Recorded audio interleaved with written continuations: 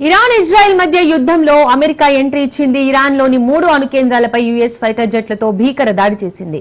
Iran పై దాడి చేసిన fighter జెట్లను సురక్షితంగా తిరిగి వచ్చినట్లు అమెరికా అధ్యక్షుడు డొనాల్డ్ ట్రంప్ ప్రకటించారు. ఇక ఈ అంశానికి సంబంధించి పూర్తి అప్డేట్స్ మా ప్రతినిధి మహేందర్ అందిస్తారు. మహేందర్, గత 9 రోజులుగా ఇజ్రాయెల్ ఇరాన్ పై దాడులు జరుపుతుంది. ఈ దాడులు ఇరాన్ వైమానిక రక్షణ వ్యవస్థ క్షిపణులు సామర్థ్యాలను రక్షిస్తున్నాయి.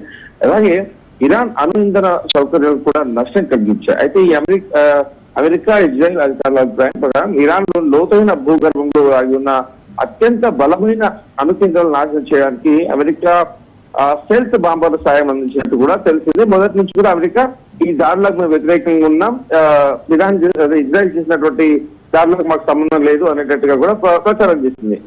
ఎప్పటి నుంచి కూడా ఇరాన్ ను బుజ్జగిస్తూనే ఉంది, చెప్తూనే ఉంది అణు ఒప్పందానికి రావాలి, అనవసరంగా రెచ్చిపోవద్దు, ప్రపంచ శాంతిని దెబ్బతీయొద్దు అన్నట్టుగా కూడా పదే పదే చెప్పింది. అయితే ఇరాన్ మాత్రం ఎక్కడ కూడా ఒప్పుకోలేదు. మా సార్వభౌమత్వం మా ఇష్టం ఉన్నట్టు చేసుకుంటాం, అడగడానికి మీరెవరు అనే